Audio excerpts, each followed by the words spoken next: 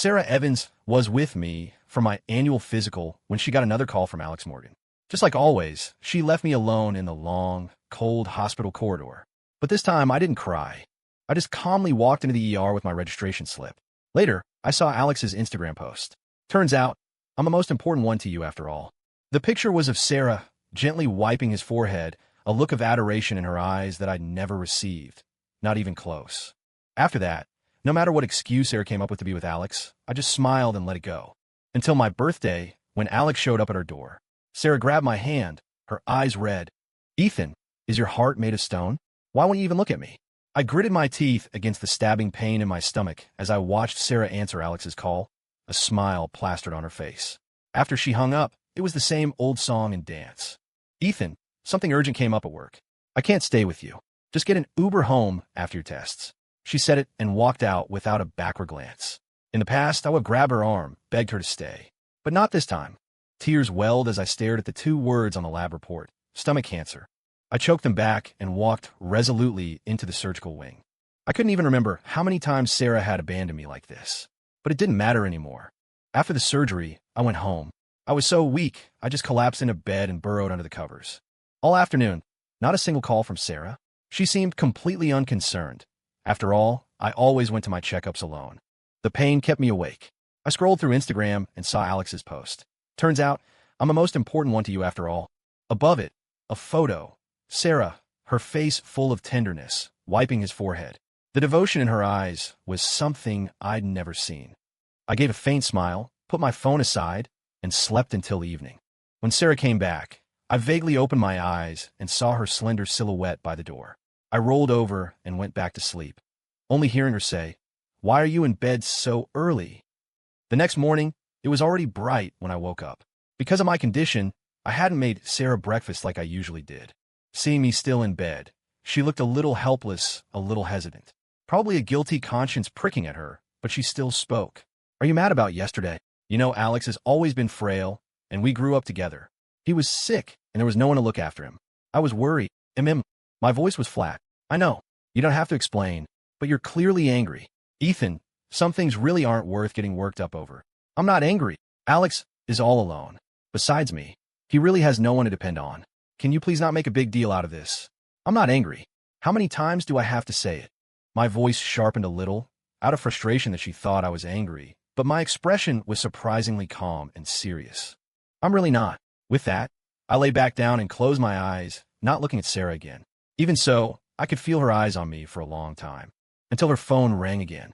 Sarah slammed the front door shut again, but I had no energy to care. I needed to focus on my recovery, then do what I wanted to do. I submitted a request to rejoin the photography agency. The first year Sarah and I were married, to help her climb the corporate ladder, I gave up on the American West project, the photography expedition I'd dreamed of my whole life. Then, without a word of complaint, I went to all her schmoozing events for her. Back then, my friends tried to talk me out of it for ages. The American West project is every photographer's dream, a career-defining achievement. Are you sure you want to give that up for Sarah? I just shaken my head and smiled. We're in this together. It's all worth it. Thinking back now, I was truly blinded by love. The agency replied quickly. Before approving my application, they tentatively asked, "This project involves shooting on location, and you'll be away for up to 2 years. If the results are good, maybe even longer. Do you need to discuss this with your family?" I smiled faintly. No need. Before, whenever an opportunity for travel came up, I'd refuse without a second thought, afraid that being away for too long would mean too much time apart from Sarah. So I always said no. But this time, I was uncharacteristically firm. As soon as my body recovered, I could head to the locations. I instantly felt a lot better and immediately told my friend Leo Fisher the news. He was astonished. "You're actually choosing your dream over love? Am I dreaming?" Hearing that, a pang of guilt hit me. Previously, Leo had pulled a lot of strings to get me a spot in a major photography competition, all to help me achieve my dream. And back then, for Sarah's sake, I'd thrown away that spot.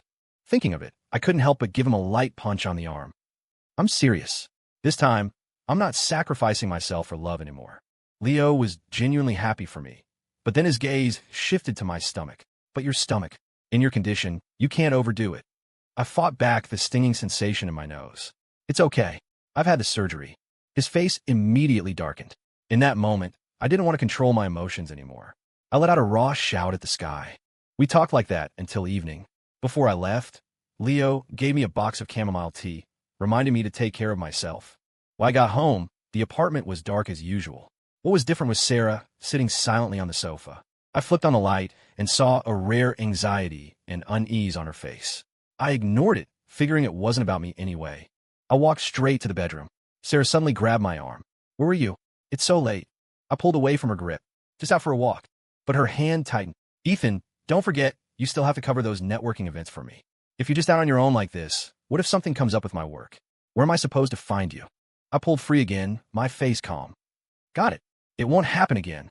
What do I have to do to make you believe that Alex and I are just good friends? He's sick. Are you telling me I should just watch him suffer alone in the hospital? Ethan, can you please not be like this?" I was a bit flustered, but it wasn't enough to stir any waves in my heart. I said very calmly, "Sarah, I told you I don't misunderstand anything about you and Alex. I believe you're friends." "Really?" I said it earnestly, but Sarah only grew more dissatisfied. "You think I don't know what you're really thinking? Forget that I'm not that kind of person. Alex definitely isn't. He's been kind and generous since we were kids, never one to trouble others. If I hadn't found out early this time, he definitely wouldn't have asked me for help. Ethan, can't you be a little more understanding? Alex is a really good guy." I was speechless because I didn't know how to express what I was truly feeling. In the end, I just nodded with a smile and said, "Okay, I know." My tone was exceptionally gentle and calm, without a hint of agitation. Seeing that my mood genuinely hadn't changed, Sarah finally let go of my arm. She stared at the shopping bag in my hand, a natural confidence in her voice. "What did you get me this time?" "I knew it. You never go out without getting something for me." She reached for it, but I moved the bag aside. "Sorry, there's nothing for you in here. It's a gift from a friend.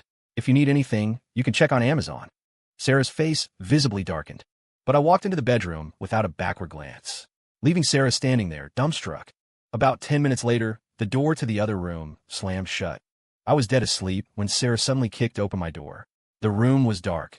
I couldn't see her expression, but the force of the kick was proof enough of her displeasure. "It's 10 o'clock. Aren't you even going to ask if I've eaten?" I stretched, and my indifferent infuriated her further. "Ethan, what the hell are you trying to do? Are you really going to drag this out over such a small thing?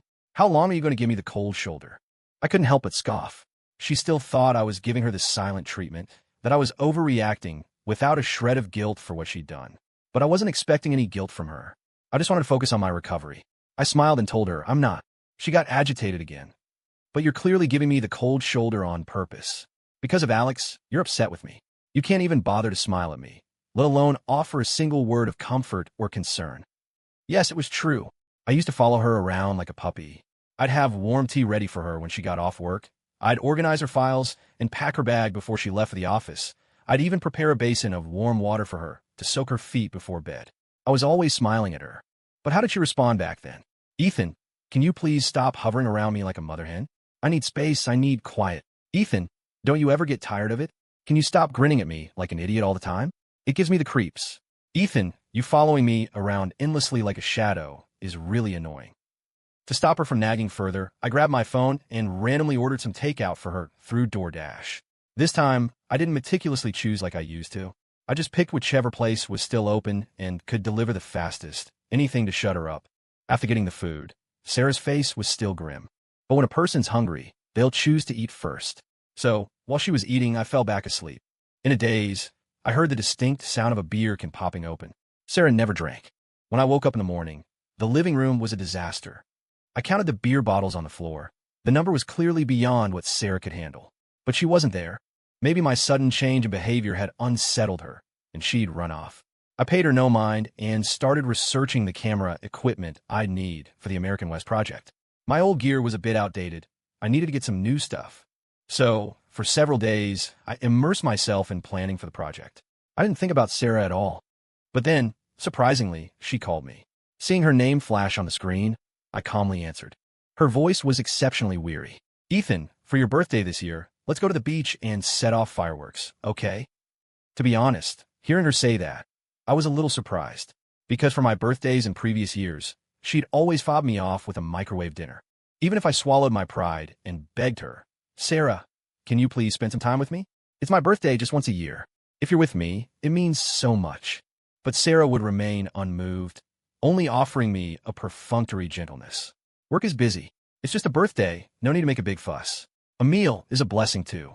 I can't just ditch work for your birthday. Though I felt awful, seeing her work day and night to lessen my burden, I couldn't bear to push it. So every time, I chose to compromise, forgive, and forgive again, to the point where in her eyes my birthday was always just an ordinary day. Seeing me silent, Sarah's tone filled with urgency. Ethan, this birthday, I'll spend it properly with you, okay? Looking at the thick pile of research materials on my desk, the American West project was imminent. This would probably be the last time we spent together, a sort of final farewell for us. I nodded and agreed. That day, Sarah came home early, carrying all sorts of bags. It was also the first time she didn't let me lift a finger, packing everything into the trunk herself, bit by bit. On the way, we didn't talk much, but I could vaguely feel her gaze drifting towards me from time to time. When we reached our destination, Sarah thoughtfully took off her jacket and draped it over my shoulders. It's windy by the sea. Be careful not to catch a cold. I didn't refuse. The sea breeze was indeed a bit chilly, and I was underdressed. If I got sick, the American West project would have to be postponed again. I squatted down to prepare the barbecue ingredients, but Sarah snatched them away. Let me handle this. I stared at her, stunned. This was the first time I'd ever seen Sarah barbecue. We'd taken trips before, but I always did these things while she stood by, taking pictures of the scenery. Even if I didn't know how, I couldn't bear to let her do it. I'd follow online recipes for marinades, grill, and burn my hands on the fire several times. Sarah would just tease me lightheartedly. Any guy can do this. You're really hopeless. Every time I heard that, I felt a genuine sense of inadequacy. But later, when I saw the beautiful scenic photos Alex posted on his Instagram, along with pictures of Sarah carefully setting up a tent for him and preparing food, I realized her capabilities extended beyond work.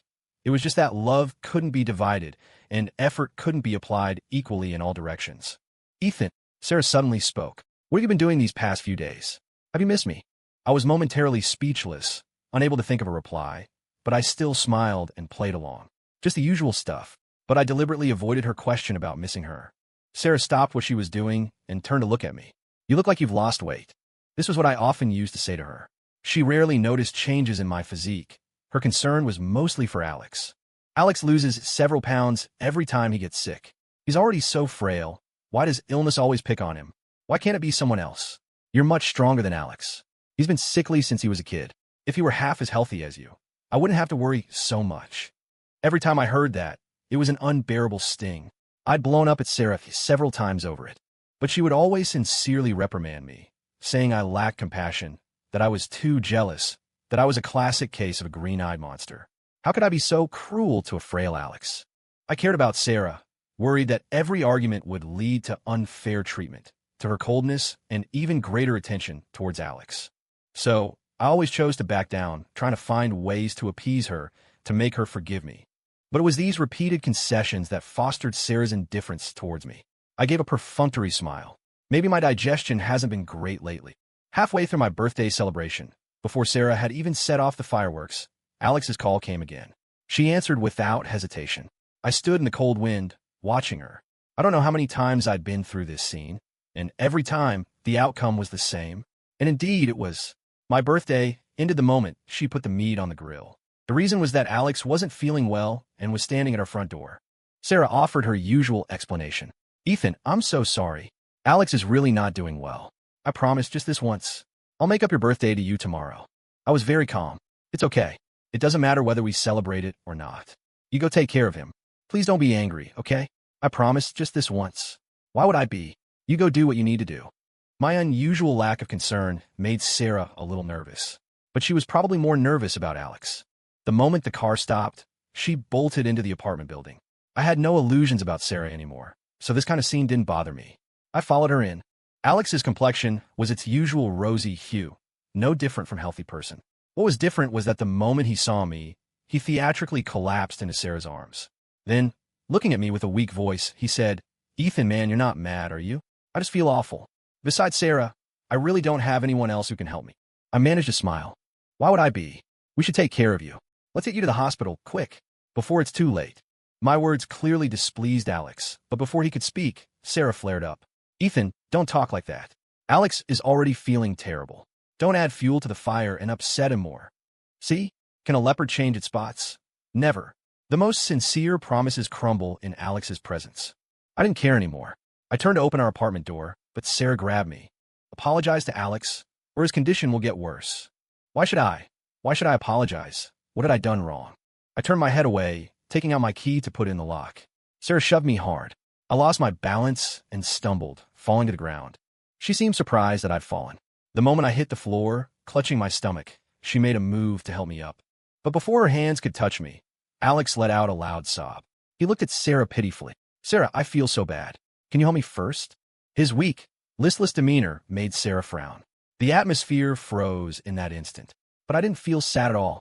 Surprisingly, Sarah sidestepped Alex. Can you not cause trouble? If something happens to Ethan, who's going to be my designated drinker at work events? When her hands touched my waist, a wave of revulsion washed over me. Without thinking, I shrugged her off. Sarah, however, was insistent. Let's go to the hospital and get it checked out. What if there's a problem? I was calm, no longer willing to tolerate it. Sarah, I have stomach cancer. A very serious case. So, I won't be attending your networking events anymore. I'd thought about it countless times, whether or not to tell Sarah. After all, she valued her career so much. But in this situation, for a moment, Sarah looked at me in disbelief. She gripped my hand, her eyes turning red. How could that be? Ethan, you're lying to me, right? As soon as the words were out, even Sarah herself chuckled. When had I ever lied to her? When had I ever dared to joke about my health with her? She prioritized her career, her future. There were times I'd been in so much pain from my stomach that I'd curled into a ball. But in Sarah's eyes, it was always something in 4-drip could fix. A few times, I tried to tell Sarah that the doctor had warned me not to drink excessively anymore. But every time the words were on the tip of my tongue, she would intentionally or unintentionally interrupt. Success is built on hard work. We're still young. We can't just give up at the slightest setback. After that day, she shifted all her attention to Alex. Alex has a fever and needs someone to take care of him. You just have a stomachache. You should be better off than him. But she forgot the doctor's warning. A stomachache, once it flares up, carries the risk of cancer. I started showing signs of vomiting blood, but Sarah thought it was normal, even suspecting I was allergic to alcohol. She'd said, there's no need to make a big deal out of something like this. Take some medicine, and you'll get through it. Everyone in the professional world has had to drink their way through things. Just tough it out and it'll pass. But now, a third of my stomach was gone. I didn't want to argue. I just wanted to help this tragic couple find their way to each other as quickly as possible. I'm not lying. Stomach cancer. They removed a third of it, right after you left the hospital last time. After I spoke, I didn't look at Sarah again, but I caught a faint, almost imperceptible smile on Alex's face. Perhaps afraid of being noticed, he quickly wiped the smile away. Ethan, man, you don't blame me, do you? I've always been weak. Even with a third of your stomach gone, you're still stronger than a walking pharmacy like me. I looked up at him and said, word by word, may you, as you say, spend the rest of your life stewing in your own medicine. Alex's face instantly darkened, but I didn't want to give this despicable pair another chance to entangle me. I turned and went inside. I had wasted too much of my youth on Sarah. Instead of endless arguments, it was better to let go and let them be. He cared so much about Sarah. Well, I'd give him the rest of Sarah's life. I meticulously planned out the entire American West project and booked a flight for next week. I could have left earlier, but I remembered an important matter I hadn't dealt with, and the weather at my destination was forecasted to be rainy for days, so I had to choose a flight for the following week. When Sarah came back, I was sitting on the sofa watching TV, so engrossed I didn't even notice she was drenched to the bone from the rain. Ethan, she said, her voice ragged. She reached out and turned off the TV. Only then did I look up at her. Her rain-soaked hair was still dripping, and her eyes were inexplicably rimmed with red. This was a rare state for her, one I'd never seen before. Don't you have anything to say? There was an expectant look in her eyes, but I genuinely had nothing to say, so I could only respond with a shake of my head. Why didn't you tell me? We're both adults. If you had told me sooner, I wouldn't have forced you to do those things. I would have definitely let you recover properly before doing what needed to be done. Oh, she was still thinking about her work, still angry that I hadn't told her about my surgery. But hadn't I been clear enough? I didn't want to waste my breath, nor did I want her to be convinced that my stomach problems were my fault. I simply took out the medical report, black and white. It would save unnecessary trouble and allow us to lay our cards on the table. Sarah's hand holding the report trembled uncontrollably, and she kept muttering, "This is impossible." I said, "Ms. Evans." She liked it when I called her that in front of her subordinates at the company. It had been a long time since I'd called her that. As you said, we're both adults. As time goes by, people change and many things change too. Even if I didn't want this to happen, Now that it has, none of us can change it. I paused, then continued. From now on, I won't argue with you about anything anymore, nor will I hover around you like a shadow. I'll let you have the life you want on one condition. We let each other go. Sarah's hand clutched the report tighter and tighter. What do you mean? Are you angry because I took Alex home just now? She was exceptionally agitated. Ethan, I've told you, Alex and I are just good friends. I admit, I used to like him, but that was in the past. Everyone knows that. Yes, everyone knew. It was just that this widely known fact was about her unique and rather special care for Alex. I let out a breath. I've said it before, I'm not angry about you and Alex. I just think we should reconsider our relationship. It would be a good choice for both you and me. No, I don't agree. Sarah's words were resolute. Her attitude reminded me of the time I asked her to introduce our relationship to her subordinates at the company. Back then, Sarah had been just as firm. This is the office, not our private world. But how did she introduce Alex moments later? This is my childhood friend, the only one I truly acknowledge. To this day, people at her company still didn't know who Ms. Evans's actual husband was. I calmly placed the divorce papers in front of Sarah. Just sign it. It's not complicated. Sarah grabbed my hand, her eyes red. Ethan, how can you be so heartless? Is your heart made of stone? I turned my head away, not wanting to look at her for another second. Every extra word would be another tie. But Sarah became even more agitated. Ethan, you can't even look at me now. The veins on her slender wrist bulged. She seemed to be searching my eyes for any trace of reluctance or regret. But now, I was more resolute than ever. I pried her hand off mine and left without hesitation. In this situation, continuing to live under the same roof would only give her false hope for our relationship. I grabbed a few clothes, didn't listen to another word Sarah said, and took an Uber to Leo's place. Hearing about my divorce, Leo was exceptionally surprised, a hint of excitement mixed with his shock. Back when Alex first appeared, Leo had warned me to be careful, that with Sarah being a VP at a publicly traded company and her past history with Alex, it would be hard for old flames not to rekindle. But I hadn't cared back then, convinced that Sarah loved me, that I was the only one in her heart, that she wouldn't leave me. But after everything, I had to admit, Leo had been right. Now I'm just waiting for her to sign. Once the divorce is finalized, I can finally do what I want. Does she know about your stomach condition? I nodded. Good. Scumbags deserve each other. It wouldn't be a pity if they both dropped dead. That night at Leo's, my phone buzzed incessantly. Every call, every text was from Sarah. Her missed calls, her unread messages. I didn't reply, so she just kept calling. I don't know if people only regret things when they've lost them, but I didn't care. I turned off my phone and slept until morning. When I left in the morning, I saw Sarah's car from a distance. Her lonely figure stood in front of it, her long hair obscuring her face. Seeing me, she rushed over, still carrying my favorite breakfast burritos. Ethan, you haven't eaten yet, have you? Her tone was uncharacteristically gentle. I looked at the dark circles under her eyes, clearly the result of a sleepless night. No need, I already ate. She then pulled out a hot water bottle. It's getting cold. Your stomach isn't good. It's convenient to carry this around. This was truly rare. When I used to have stomach pains, I kept plenty of hot water bottles at home, but Sarah eventually gave them all to Alex. No need for the trouble. I bought new ones. Sarah looked very disappointed, her hand clutching the hot water bottle retracting. I didn't want to waste time, so I cut to the chase. If you've signed the papers, please contact me as soon as possible. Sarah swallowed hard, the sadness on her face obvious. Does it have to be this way? I didn't speak, just nodded in affirmation. The early morning sunlight fell at mine and Sarah's feet, our shadows stretching into two different arcs, much like our current relationship. Sarah looked at me, her mouth moving for a long time, but before any words could come out, her phone rang, interrupting her. She glanced at the phone, then at me, hesitated for a few seconds, and declined the call. I didn't need to guess. I knew it was Alex calling. It seemed so ill-timed, yet for me, it was perfectly opportune. The phone kept ringing, breaking the original silence. I said, if you have something to do, go ahead. Sarah refused. Where are you going? I'll drive you. Her attitude made me momentarily unsure if this was still Sarah. Due to the time, it was hard to get a ride in this suburban area, so I reluctantly got into Sarah's car. The car, as usual, smelled faintly of lavender. I habitually sat in the back seat. Sarah suddenly stopped me. Sit in the front. I was momentarily speechless. She never used to let me sit in the passenger seat. She said the passenger seat was a safety hazard. The back was relatively safer. I believed her. But later, she let Alex sit in the passenger seat, even putting a cushion on it for him. It's cold in the back. It's warmer up front. And I was relegated to the cold back seat. That day, I felt genuinely awful. Afterward, I asked her, didn't you say the passenger seat was a safety hazard? Then why can Alex sit there? I think the so-called hazard isn't a traffic accident, but a special privilege reserved for someone, right? Sarah had been furious. Ethan, are you out of your mind?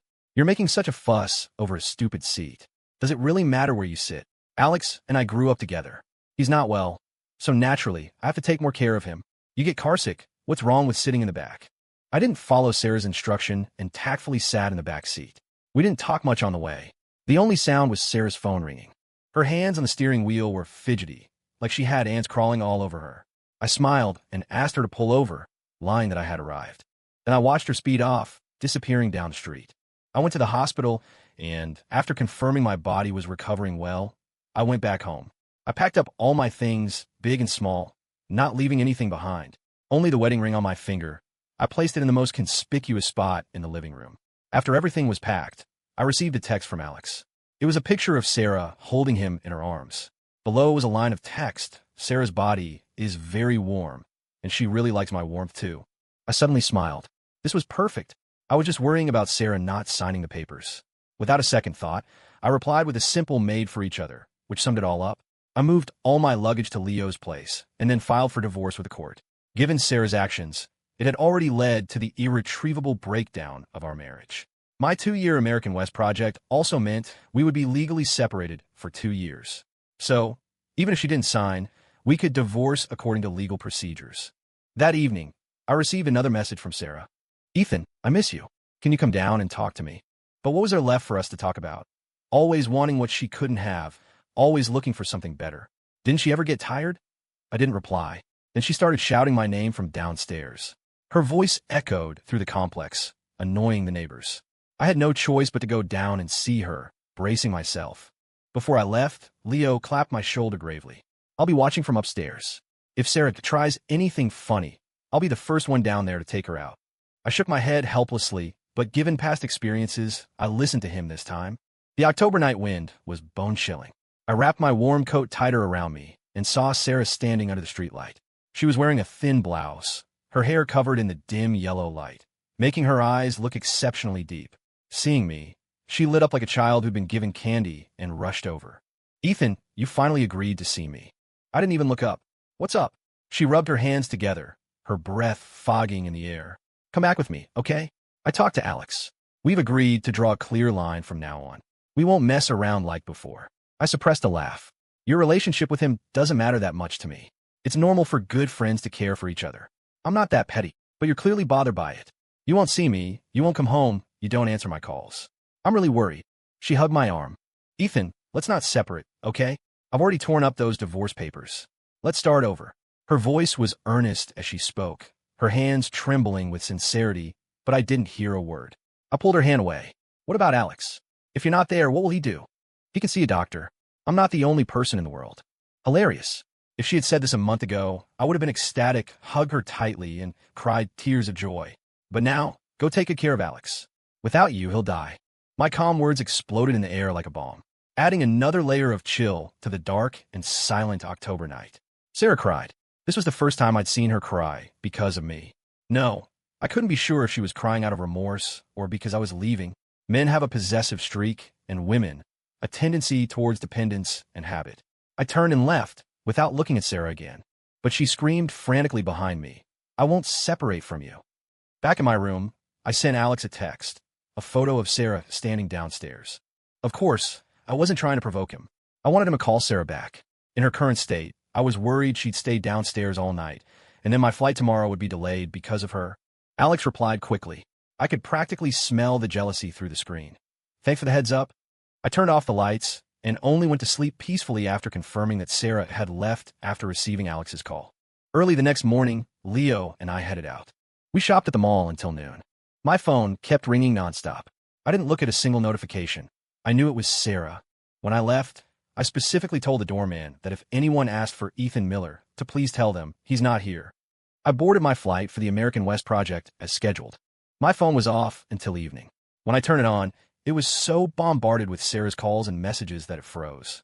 After a long while, a few large words remained on the screen. Ethan, I was wrong.